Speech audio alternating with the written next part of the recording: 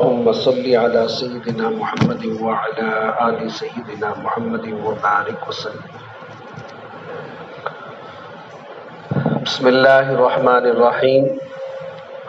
الحمد لله رب العالمين والعاقبة للمتقين والصلاة والسلام على أشرف الأنبياء وسادة الأتقياء وسيد الأبرار وسيد المرسلين محمد وعلى آلہ وأصحابہ اجمعین. اما بعد فقد قال اللہ تبارک وتعالی فی کلامہ المجید والفرقان الحمید. اعوذ باللہ من الشیطان الرجیم. بسم اللہ الرحمن الرحیم. اومن کان میتا فاحییناہ وجعلنا لہ نورا. صدق اللہ العظیم.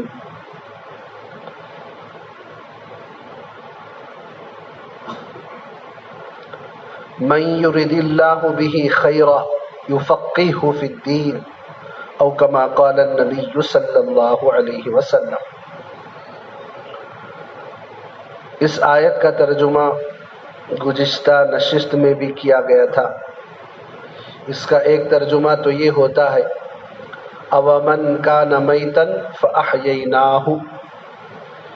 کیا تم جب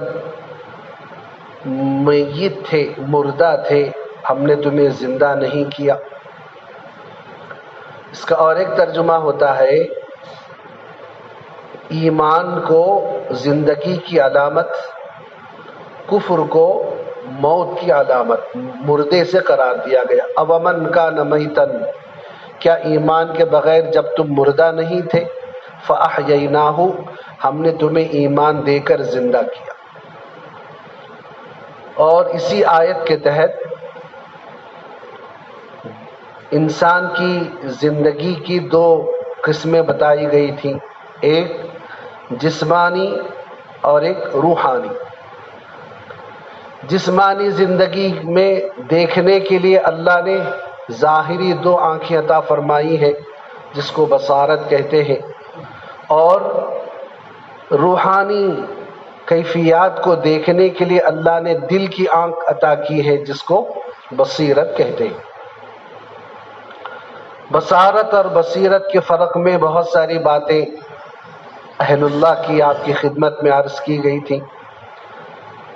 وہ مضمون دوبارہ ذہن میں استحضار کے لیے، ذہن نشینی کے لیے اور ایک مرتبہ مختصر انداز میں آپ کی خدمت میں دوبارہ عرض کیا جائے گا. جی، ایک سے دو مرتبہ کے سننے پر باتیں ذہن میں بیٹھتی ہیں. اللہ مجھے بھی آپ سب کو جو اوصاف حمیدہ جو بیان کیے جا رہے ہیں، اللہ ہم سب کو ان چیزوں سے متصف فرمائے.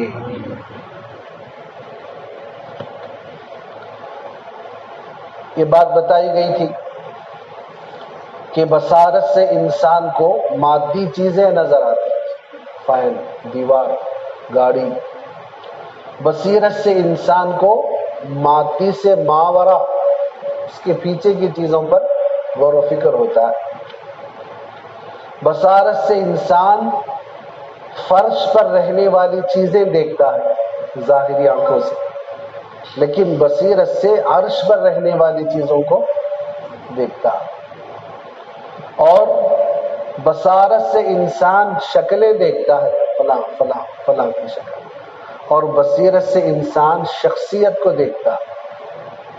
بصیرت سے انسان شخصیت کو دیکھتا ہے. اور بصارت سے انسان ظاہر میں اگر اجالا ہو تو بصارت کام آتی ہے، لیکن اگر باطن میں اجالا ہو تو بصیرت کام آتی ہے.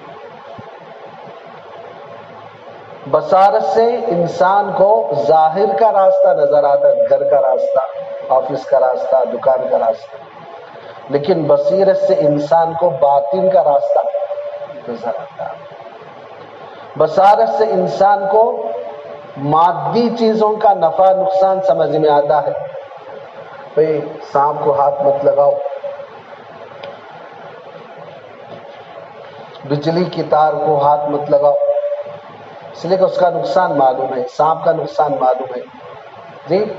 بصارت سے انسان کو مادی چیزوں کا نفع نقصان سمجھ میں آتا ہے، لیکن بصیرت سے اعمال کا نفع نقصان سمجھ میں آتا ہے، گناہ کرنے پر کیا نقصان ہے اور عبادت اور اللہ کی بندگی کرنے پر کیا فائدہ ہے۔ اسی طرح ظاہری آنکھ میلی ہوتی ہے حب النساء سے، عورتوں کی محبت۔ جو عورتوں کی محفل میں نہیں رہتا وہ گناہ سے بچ رہا ہے، اتنا کمال نہیں جو ان کے درمیان، سٹاف کے درمیان رہ کر بچتا ہے تو اتنا کمال، تھوڑا سا ایک پوائنٹ کمال۔ جس طرح نابینا بد نظری کی گناہ سے بچا ہے تو کوئی کمال ہے، نابینا ہے، اندھا ہے، بینا بچتا ہے تو کمال ہے۔ بوڑھا اگر زناکاری میں مبتلا نہیں ہے تو کوئی کمال نہیں ہے جتنا کہ تو ظاہری آنکھ میلی ہوتی ہے حب النساء سے، اور باطنی آنکھ میلی ہوتی ہے حب جاہ سے، کرسی کی فکر، مقام اور مرتبے کی فکر جی۔ کرسی حاصل کرنے کے لیے کسی کو بھی ذلیل کر سکتا ہے، کسی کو بھی مار سکتا ہے، جیسا کہ ہم دیکھ رہے ہیں لاشوں کی انبار، سینکڑوں کی لاشوں پر چل کر کیا کر رہے ہیں، کرسی حاصل کر رہے ہیں۔ تو ظاہری آنکھ میلی ہوتی ہے کس سے، حب النساء سے، اور باطنی آنکھ میلی ہوتی ہے حب جاہ سے۔ جاہ سے مطلب مقام اور مرتبہ۔ آخری مثال، آنکھ بظاہر نہیں، آنکھ جو ظاہری آنکھ ہے یہ اگر کمزور ہو جائے تو انسان اینک استعمال کرتا ہے، چشمہ استعمال کرتا ہے، لیکن جب باطن کی آنکھ کمزور ہو جائے تو اس کا علاج صحبت الی اللہ، نیک لوگوں کی صحبت۔ نیک لوگوں کی صحبت سے کیا ہوتا ہے، بصیرت تیز ہوتی، بصیرت۔ اسی لیے تو قرآن پاک کی آیت ہے، اللہ نے بصیرت پر ہی اپنا دیدار موقوف کیا۔ جنت میں جب دیدار ہوگا اللہ کا، اس کے لیے شرط کیا رکھی، دنیا میں نیلی پیلی کو دیکھنے سے اپنی آنکھیں بچاؤ، قل للمؤمنین یغضوا من ابصارہم، اپنی آنکھوں کو نہ بچاؤ تو اللہ کا دیدار نصیب ہوگا۔ تو دیکھیے بصیرت کا تعلق کس سے ہے، آنکھوں کی حفاظت سے۔ اللہ کا دیدار کس سے ہے، آنکھوں کی حفاظت سے۔ اللہ ہم سب کو یہ نعمت عظمیٰ عطا فرمائے۔ اللہ تعالیٰ بعض بندوں کو ایسی فراست عطا فرماتے ہیں کہ بندوں کی حقیقت سمجھ جاتے ہیں۔ بعض جو کاملین جو ہوتے ہیں جی، ہم تو خیر ایک نقال ہیں، ابھی ہم بہت کھوٹے، جو کامل جو اہل اللہ ہے سامنے بیٹھتے ہی اسکیننگ ہو جاتی ہے ہماری۔ حضرت پیر صاحب دامت برکاتہم اپنے شیخ کے 2 واقعات نقل کیے ہیں، ہماری عبرت کے لیے بھی سناتا ہوں۔ ایک صاحب تھے، عالم دین تھے، وہ حضرت سے کچھ سوالات کرنے آئے، یعنی حضرت پیر صاحب کے حضرت سے، شیخ سے، حبیب عالم جو حضرت کا نام۔ تو حضرت نے فرمایا، حضرت پیر صاحب نے اپنے شیخ کو سنایا کہ حضرت بہت بڑے علاقے کے عالم دین ہیں، کچھ سوالات آپ سے کرنے آئے۔ حضرت نے فرمایا ہاں میں ان کو پڑھ لیا، میں ان کو آنے دوں۔ اسی طرح کا ایک واقعہ ہے کہ ایک صاحب تھے، ان کو تصوف اور سلوک سے کچھ اعتراضات تھے، تو حضرت سے سوال کرنا چاہ رہے تھے، حضرت حبیب عالم سے۔ حضرت حبیب عالم کو نہیں، حضرت پیر ذوالفقار صاحب کے شیخ. تو حضرت پیر صاحب نے اپنے شیخ کو سنایا کہ فلاں صاحب آپ سے سوال کرنا چاہ رہے ہیں. تو حضرت نے کیا فرمایا وہ سنیے. حضرت نے فرمایا میں ہر پیر پر لعنت بھیجتا ہوں، میں ایسے ہر پیر پر لعنت بھیجتا ہوں جو اس کے پاس سوال کرنے آئے اور وہ اس کو نہ پہچانے، اور وہ اس کو. آپ سب کو معلوم ہے کہ جب شق قمر کا واقعہ پیش آیا،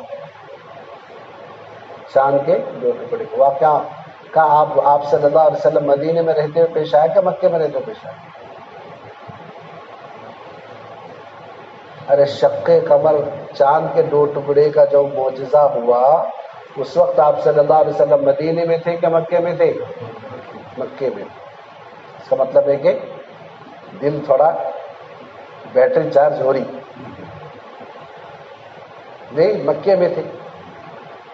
اور جو 2 ٹکڑے جو ہوئے صرف 1 فٹ کا گیپ نہیں تھا، ایک ٹکڑا پہاڑ کی اس طرف، دوسرا ٹکڑا پہاڑ کے اس طرف، صرف چند سیکنڈ کے لیے بھی نہیں تھا، بہت دیر تک. جہاں جہاں جو لوگ تھے اس وقت جو نظر کر رہے تھے سب نے دیکھا. مشہور واقعہ ہے کہ ہندوستان میں کیرلا کے بادشاہ نے دیکھا، دیکھ کر اس نے سمندری راستے سے مکۃ المکرمہ کا سفر کیا.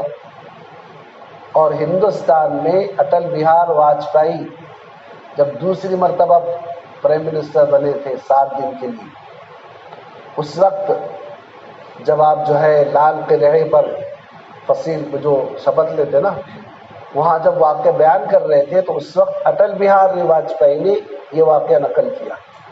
ہاں دیکھو، حالانکہ یہ سب جانتے کہ وہ متشدد نہیں تھا، دیگر مذاہب کا مطالعہ کرتا تھا، خصوصاً اسلام کا تاریخ کا لٹریچر کا بہت زیادہ شوق تھا اس کو.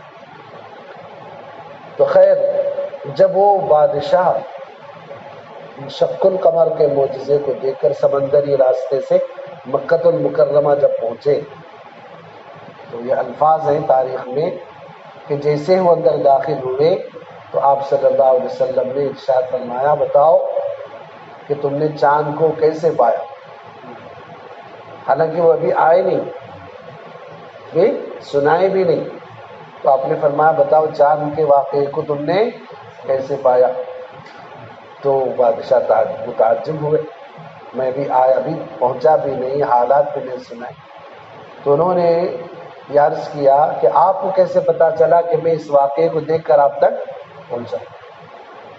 تو آپ صلی اللہ علیہ وسلم نے مختصر انداز میں جواب دیا جس رب نے تمہیں دکھایا اسی رب نے مجھے بتایا. جس رب نے تمہیں دکھایا اسی رب نے مجھے بتایا. یہ تو خیر فراست نبوی ہے، لیکن اہل اللہ کو بھی اللہ رب العزت ایسا فراست مؤمنانہ عطا فرماتے. فراست حضرت اشرف علی تھانوی نور اللہ مرقدہ کے پاس خدمت میں جو کچھ مریدین آتے تھے، جیسے آپ حضرات آئے، تو اس میں سے ایک مرید کی بہو کا انتقال ہو گیا. تو انہوں نے تعزیت میں بہت ساری باتیں کہیں اور اپنے شیخ کو لکھا. ایک مرتبہ خط میں لکھا، دوسری مرتبہ لکھا، تیسری مرتبہ بھی جب انہوں نے لکھا اپنی بہو کے انتقال پر افسوس کرتے ہوئے، تو حضرت نے اس زمانے میں خط و خطابت ہوتا تھا، تو حضرت نے ان کے لکھے ہوئے خط کو انڈر لائن کیا اور بھیجا. ان الفاظ سے پتہ چلتا ہے کہ تمہاری اندرونی طور پر تمہاری بہو سے کچھ تعلقات تھے. اب سچے مرید تھے، اپنے شیخ سے حالات نہیں چھپانا چاہیے. جو اصلاح کا جو شوقین ہو، جو اصلاح کا سچا طالب ہو، اپنے شیخ سے اپنا مزاج نہیں چھپانا چاہیے. تو انہوں نے کہا صاحب کہ حضرت تھوڑا سا میلان ہوا تھا. تو یہ اسے کیا کہتے ہیں؟ فراست مؤمنان. اللہ یہ عطا فرماتے ہیں، اس کے لیے کافی محنت ہونا. اس وجہ سے محنت مت کرو کہ مجھے یہ چیز حاصل ہو جائے. ہاں اس وجہ سے ایک جگہ پہ میں جو ہے مسواک کے فضائل پر بول رہا تھا. انہیں خصوصاً اس میں سے یہ ہے کہ جو بندہ پابندی سے مسواک کرتا ہے بڑھاپا دیر سے آتا ہے. حالانکہ 100 سے زائد فضائل ہے مسواک کے. تو بیان کے بعد ایک صاحب بول رہے تھے، مجھ صاحب وہ باقی فضائل سمجھ میں آئے نہ آئے مجھے نہیں معلوم، یہ بات اچھا سمجھ میں آئی کیا بڑھاپا، اس لیے میں کیا کروں گا آج سے مسواک کا. تو ایسا نہ ہو جی. اللہ ہمیں ایسی خود غرضی سے حفاظت فرمائے. تو بہرحال میں کیا بول رہا تھا، حضرت مرشد عالم کے 2 واقعات. تو حضرت نے فرمایا میں ایسے ہر پیر پر لعنت بھیجتا ہوں جو اس کے پاس کوئی سوال کرنے آئے اور وہ اپنی فراست سے اس کو نہ پہچانے. اچھا، ایک بہت بڑے اللہ والے گزرے ہیں جن کا نام ہے احمد بن عاصم رحمت اللہ علیہ. تو ان کے کچھ الفاظ ہیں، سنیے. حضرت فرماتے ہیں کہ جب تم سچے لوگوں کے ساتھ بیٹھو تو سچی نیت کے ساتھ بیٹھو. یا ایھا الذین آمنوا اتقوا اللہ وکونوا مع الصادقین. ایمان والو اللہ سے ڈرو اور اللہ سے ڈرنے کی صفت پیدا کرو سچے لوگوں کے ساتھ بیٹھ کر. قرآن میں تو خیر مع الصادقین ہے، لیکن تفسیر جلالین میں صادقین کی تعریف کی گئی، اے مع العارفین. عارف کے ساتھ بیٹھو. عارف کون ہے؟ جو اللہ کو پہچانتا ہو. منکی ڈانکی کو تو پہچاننے والے بہت ہیں، اللہ کو پہچانے اس کو کہتے ہیں عارف. اسی لیے اہل اللہ کے نام کے ساتھ کیا لکھتے ہیں؟ عارف باللہ. کیا لکھتے ہیں؟ معرفت. معرفت کب دیتے ہیں اللہ؟ ذکر کی محفل میں آتے سے معرفت نہیں ملتی، خلیفہ بنتے بھی نہیں ملتی. ہاں معرفت تمام گناہوں کو چھوڑنے کا عادی جب بن جاتا ہے اللہ وہاں سے معرفت کی ابتدا شروع فرماتے ہیں.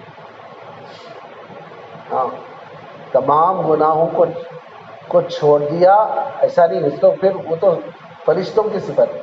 تمام گناہوں کو چھوڑنے کا عادی جب بن جائے تو وہاں سے اللہ معرفت کی ابتدا کرتا، وہاں سے شروع. پھر معرفت درجہ بدرجہ درجہ بدرجہ آخر میں کامل جب بنتے ہیں. جن اہل اللہ کہ جن کی نظروں سے لوگوں کے دل پھر جاتے تھے.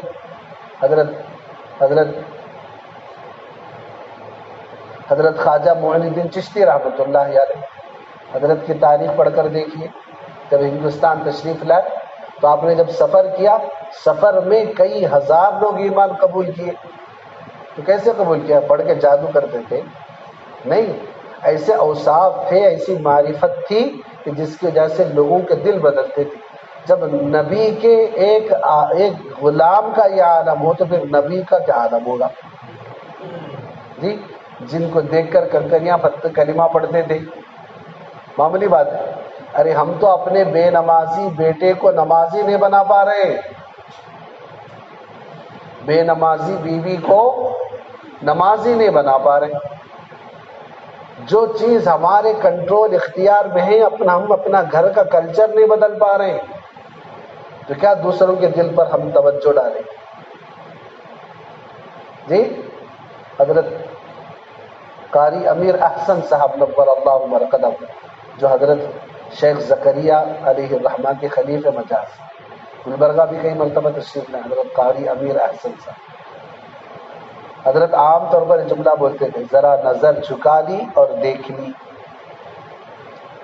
جی. وفی انفسکم افلا تبصرون کا ترجمہ ہے، اپنے اندر گردن جھکا کر دیکھ لیں کہ ہر ایک کو اپنی اوقات سمجھ میں آئے. اپنے دل پر توجہ ڈالو، ہر ایک کو اپنی اوقات. اللہ مجھے بھی آپ سب کو یہ نعمت نصیب کرنا. تو حضرت کیا فرماتے تھے؟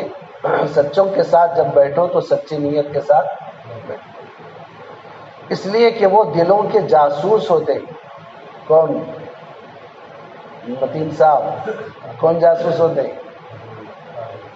سی آئی ڈی والے. اس لیے کہ نیند کے آغوش میں گئے.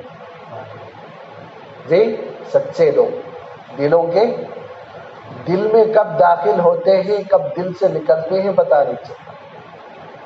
یہ حضرت کے الفاظ، کب داخل ہوتے ہیں اور کب نکلتے ہیں پتہ.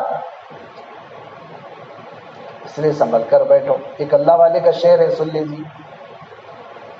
دل بینا بھی کر خدا سے طلب. دل بینا یعنی دیکھنے والا دل. ہم تو خالی دل کا ایک ہی کام سمجھ رہے ہیں، پمپنگ کرنے کا، لیکن دل بھی دیکھتا. دل بھی تو کیا الفاظ ہیں؟ دل بینا بھی کر خدا سے طلب. آنکھ کا نور دل کا نور نہیں. آنکھ کا نور دل کا نور. میں نے کیا مطلب؟ آنکھ کا نور الگ، دل کا نور الگ. اسی سے نسبت ایک اللہ والے کا شعر سنی. الفاظ و معانی میں تفاوت نہیں، لیکن الفاظ اور معانی میں تفاوت مطلب ڈفرینٹ یا تضاد، ٹکراؤ نہیں، لیکن ملا کی اذان اور ہے، مجاہد کی اذان اور ہے. ملا کی اذان اور ہے، مجاہد کی اذان. مجاہد کی جو اذان ہوتی ہے میدان جہاد میں بڑی ایمان والی ہوتی، طاقت والی. جی مسجد میں جو اذان دی جاتی وہ بھی قابل قبول ہے، لیکن اس میں وہ طاقت نہیں جو، جیسا کہ نو مسلم میں اور ہمارے میں کتنا فرق رہتا. نو مسلم کی بیٹری 100% چارج رہتی، ہماری بھی بعضوں کی رہتی، بعضوں کی 50، بعضوں کی 40، ایسا رہتی. تو دل بینا بھی الفاظ اللہ عہد اللہ کی اشعار یاد رکھنا اور تنہائی میں پڑھتے رہنا، اس سے بھی بڑا اثر ہوتا. دل بینا بھی کر خدا سے طلب. آنکھ کا نور دل کا نور نہیں. آخری بات، اب یہ جو فراست کی جو بات چل رہی ہے، بصارت اور بصیرت کی فرق کی جو بات چل رہی ہے، اب یہ نور کیسے حاصل ہوگا؟ تو اس کے لیے 5 شرطیں. سنتے غور سے. نمبر 1 کیسے حاصل ہوگا؟ من غض بصرہ عن المحارم. جس نے نامحرم سے اپنی توجہ کو، نظروں کو جھکا دیا، ہٹا دیا. چاہے ہٹا دو، چاہے نظریں نیچی کر لو. جیسا کوئی نقصان دہ چیز آنکھ کے قریب آئے تو کیا ہوتا ہے؟ پلک خود بخود بند ہوتی ہے. اسی طرح جس کی بیٹری چارج رہتی ہے اس کو بولنے کی ضرورت نہیں پڑتی. سامنے سے نامحرم آ رہی اپنی نظروں کو خود بخود ہو جاتی، خود بخود. ایسا نہیں کہ بھئی ایک نظر بول کے بولے تھے، ایک نظر بولے تھے، پورا دیدار کر کے نظر ہٹا رہے. کیا بولتے ساجد صاحب جی؟ ایسا نہیں. ہم دنیا کو دھوکہ دے سکتے لیکن کس کو نہیں دے سکتے؟ جس نے آنکھ دی ہے اس کو دھوکہ. تو حصول معرفت کے لیے پہلی چیز کیا ہے؟ اپنی آنکھوں کو نامحرم سے بچانا. اللہ مجھے بھی آپ کو توفیق دے. میں بھی بڑا بیمار جی، ایمانی روحانی اعتبار سے. نمبر 2 وَأَمْسَكَ نَفْسَهُ عَنِ الشَّهَوَاتِ. شہوتوں سے اپنے نفس کو کنٹرول کرنا. داعیہ جو پیدا ہو رہا فلاں کو دیکھنے کا، فلاں سے ملنے کا، فلاں سے شیک ہینڈ کرنے کا، جی یہ جو شہوت، حسرتیں جو آ رہی ہیں یہ حسرتیں ختم ہو. ایک ہے گناہ کرنا، ایک ہے اندر حسرت پیدا ہونا. جی اندر حسرت پیدا ہو. جیسے ڈاکٹرز بولتے تھے ہم ایک طرف سے دوا دے رہے لیکن اندر سے کیڑے پیدا ہو رہے. جی اس لیے اس کو ختم کرو، اسی لیے اینٹی بایوٹک لو. اس کا اینٹی بایوٹک یہ ہے کہ شہوتیں نہ آئیں، شہوتیں نہ آئیں. شہوت، حسرتیں، تمنائیں نہ پیدا ہونے کے لیے ایک ہی دوا ہے، وہ ہے اللہ کا خوف. اللہ کا. تیسری چیز وَعَمَّرَ بَاطِنَهُ بِدَوَامِ الْمُرَاقَبَةِ. جی وَعَمَّرَ بَاطِنَهُ، اپنے باطن کو مراقبے کے دوام، مراقبے کا دوام. کب کی ایک بار کسی اللہ والے کی محفل میں بیٹھ کے تھوڑی دیر مراقبہ کرے، نہیں، مراقبے کا دوام ہو، تسلسل ہو، پابندی کے ساتھ کرے. آسان عمل اور سب سے بہترین عمل کب کا ہے؟ رات میں اپنے بستر پر بیٹھ کر سر تکیے کو لگانے سے پہلے بیٹھے 10 منٹ، اپنے دل کی طرف متوجہ ہوں. بیوی ساتھ میں رہتی ہے تو بیوی کمرے میں آنے سے پہلے کر لو، یا ان کو بھی ساتھ میں لے کے کرو تاکہ ان کو بھی احساس ہو جائے، توفیق ہو جائے. بیوی شوہر کی دینداری کی تعریف کرنا، اسی لیے کہا گیا خیرکم خیرکم لأہلی وأنا خیرکم لأہلی. اور بیوی شوہر کی تعریف، دینداری کی تعریف کری، سمجھو کہ ان بڑا اللہ والا ہے. نہیں تو ہے. جی آپ کو معلوم ہے دنیا کا ایک مشہور عیسائی رائٹر ہے، اس کو کہا گیا تھا کہ 10 دنیا کے سب سے اعلیٰ پیمانے پہ اخلاق کے اعتبار سے جو لوگ ہیں ان کی ہسٹری لکھو. لیکن اس نے سب سے پہلے جس شخصیت کی سیرت لکھی وہ ہے آپ صلی اللہ علیہ وسلم. اس کو بولے کہ بھئی تو تو عیسائی، ہمارے راہبوں میں کتنے کیسے ہیں، لیکن تو کسی عیسائی کے نام سر فہرست کیوں نہیں لایا؟ اس نے کہا کہ میں آپ صلی اللہ علیہ وسلم کی سیرت کو سر فہرست لانے کی ایک وجہ، وہ کیا؟ انسان کی تعریف دوسرے کرتے ہیں الگ چیز ہے، 3 لوگ تعریف کرنا. کتنے لوگ کرنا؟ ایک بیوی، دوسرا خاص جگری دوست، تیسرا اس کے پاس کام کرنے والا خادم، نوکر یا غلام. دیکھیے حضرت خدیجۃ الکبریٰ رضی اللہ تعالی عنہا کے الفاظ ہیں، احادیث. اور حضرت ابوبکر صدیق رضی اللہ عنہ اور حضرت زید بن حارثہ رضی اللہ عنہ، یہ تینوں تعریف کرنا. جی باہر بڑا چرچا ہے، آفس میں، دکان میں، مارکیٹ میں، مسجد میں. جی گھر والی دیندار اپنے شوہر کی دینداری کی تعریف کرے. اچھا یہ بات کیا چل رہی تھی؟ وَعَمَّرَ بَاطِنَهُ بِدَوَامِ الْمُرَاقَبَةِ. تنہا بیٹھ رہے، بیوی آ گئی تو ان کو بھی لے کے بیٹھو. یہ سے بات ہماری چلی گئی دوسری طرف. چوتھی بات وَظَاهِرَهُ بِاتِّبَاعِ السُّنَّةِ. باطن مراقبے میں مصروف ہو، ظاہر سنت میں مصروف. اپنے ظاہری حالت کو دیکھو، حضور سے محبت ہے، اتنی محبت نہیں ہے کہ فلاں فلاں فلاں ڈیش ڈیش ڈیش ڈیش کر سکتے. اب وہ ڈیش آپ لوگ فل اپ کر لو. نہیں اتنی محبت نہیں ہے کہ فلاں فلاں کام کر سکوں، بس بول سکتا ہوں، بول سکتا ہوں. 4 چیزیں ہوں. 5ویں آخری چیز وَتَعَوَّدَ أَكْلَ الْحَلَالِ.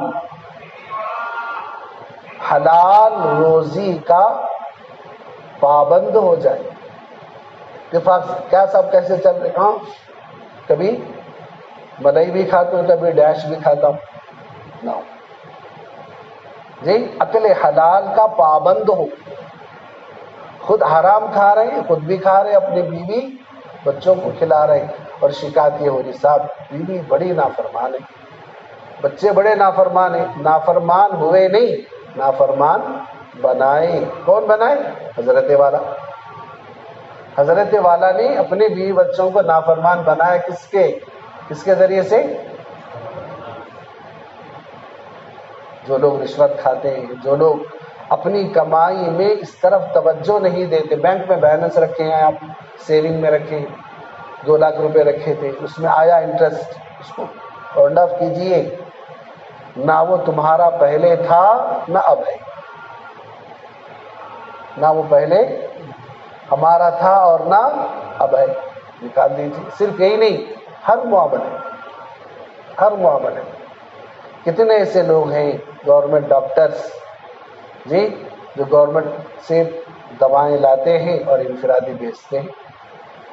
کتنے ایسے لوگ ہیں جو گورنمنٹ میں کام کرتے ہوئے وہاں سے جو مفت کی چیزیں آتی ہیں لاتے ہیں. اور ایجوکیشن ڈپارٹمنٹ میں تو اللہ کی بنا جو آفیسرز جو رشوت کھاتے ہیں، سر بیٹھے ہوئے پوچھیے ہمارے سے اونچی پوزیشن پہ جی. 10th کا پرمیشن دینے کے لیے دستخط، ہمارے اسکول کی حالت بتاتا ہوں، ایک ہاتھ سے 1,10,000 روپے لیا، ایک ہاتھ سے سگنیچر کیا. 10th کا پرمیشن دیا ہمارے اسکول کو دے دیں. سارے ڈاکومنٹس آج بھی الحمدللہ اپڈیٹ ہے، پورے اوکے ہیں جی. پھر بھی بیچ میں ایک 15 دن پہلے کی بات ہے، ایک اسکول کو اٹکا کے رکھا تھا جی. تو اس کو پھر دوبارہ پرمیشن جو ہے نہیں ملا تھا. یہ بندہ اٹکا کے رکھا تھا. اس کو کتنا لیا؟ صرف 2.5 لاکھ روپے ایک سگنیچر کے لیے. سگنیچر کر کے ایسا خالی بٹن دباتا ہوں بس، برس کرنے کے لیے 2.5 لاکھ روپے. اور پیسہ وہاں بیٹھ کے نہیں لیتا، اس کی ایک کار ہے جی، یہاں سے دور کھڑ کے ریموٹ بٹن دباتے، ڈور کھلتا، سیٹ پہ رکھ کے آ جاتا، اس لیے اندر پکڑے جاتا. یا لاکھوں روز کا عالم ہے اس کا. کیا کرتا بھائی؟ مہنگی شراب پیتا. ہر ایک انسان بریانی کھانے بیٹھا، کتنا کھاتا؟ 1 پلیٹ 2 پلیٹ 3 کھائے گا تو حالت خراب ہوگی جی. کتنا کھائے گا پیسہ؟ تو اللہ کیا کرتے ہیں؟ وہی بات ہمیشہ میں بولتا ہوں، آؤٹ پٹ ڈیپینڈ ہے ان پٹ پر. آؤٹ پٹ ڈیپینڈ ہے، جیسے ان پٹ ہوگا. ناپاک تو اللہ ناپاکی میں ملاتے.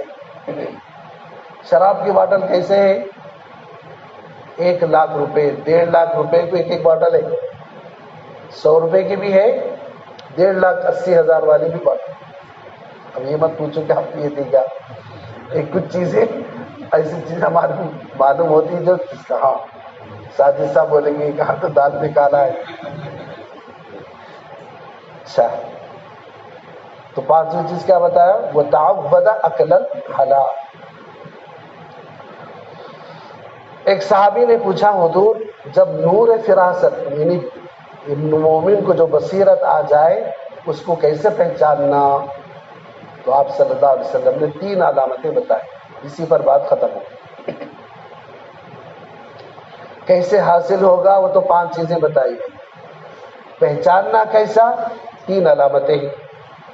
الانابۃ الی دار الخلود. صحابی کے پوچھنے پر حضور بتا رہے ہیں الانابۃ الی دار الخلود، دنیا میں رہتے ہوئے ہمیشہ آخرت کی طرف توجہ. ہمیشہ آخرت کی طرف توجہ. ہم اگر چہرہ دھو رہے تو اس وجہ سے دھوئیں تاکہ اللہ کو اچھا دکھے. یہ ایک ہمارے اکابرین میں سے ایک اللہ والے کا جملہ ہے، ہم اپنی ٹیڈی ٹوپی سیدھی اس لیے کریں تاکہ اللہ کو اچھے دکھے. اللہ کو ہر کام. الانابۃ الی دار الخلود. لوگ اثرات کی وجہ سے پریشان ہیں. بولتے ہیں حدیث پاک میں ہے رات میں جب انسان اپنے کپڑے اتار کر سوتا ہے تو شیطان اس کے کپڑوں میں گھومتا ہے. اس بندے کو متاثر نہیں کرتا. صبح میں پہننے سے پہلے ایک مرتبہ بسم اللہ کہہ کر جھٹک کر پہنتا ہوں. اب آپ کتنے لوگ ہیں جس پر عمل کرتے ہیں؟ اس وجہ سے جھٹک رہے کہ چونٹیاں مکھیاں ہوں گے؟ نہیں، اس وجہ سے جھٹکو حدیث میں حکم دیا گیا. تو پہلی علامت کیا؟ الانابۃ الی دار الخلود، آخرت کی طرف ہمیشہ توجہ رہے. نمبر 2، والتجافی عن دار الغرور. دار غرور دنیا کو کہتے ہیں، دھوکے کا گھر. دنیا کیا ہے؟ یہ دھوکے کا. تو دھوکے کے گھر سے ہمیشہ بچا ہوا رہے. دنیا میں رہے لیکن اس کے دھوکے سے بچے. تیسری علامت، والاستعداد للموت قبل نزول الموت. موت سے پہلے موت کی تیاری کرے.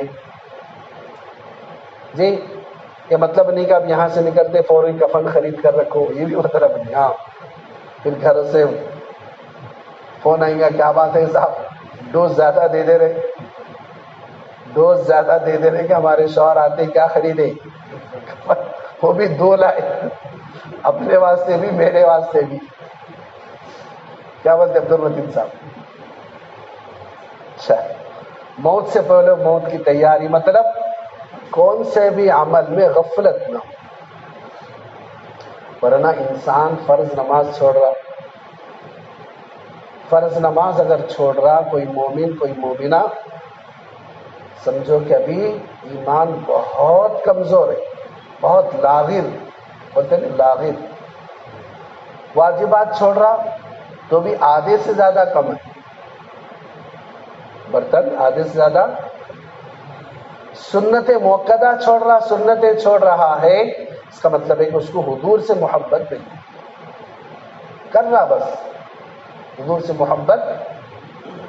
حدیث پاک میں ہے آپ صلی اللہ علیہ وسلم نے ارشاد فرمایا کہ جو بندہ میری سنتوں کو ایک سنت چھوڑتا ہے، اس ایک سنت کی وجہ سے جو برکتیں ملنے والی تھی اس کو روک دی جاتی. اب آپ دیکھو کتنی سنتیں چھوڑ. اللہ رب العزت سے دعا ہے کہ اللہ مجھے بھی آپ سب کو عمل کی توفیق عطا فرمائے. اللہم صلی علی سیدنا محمد وعلی آل سیدنا محمد وبارک وسلم. توجہ سے بیٹھیں، ذکر کا سلسلہ شروع کریں.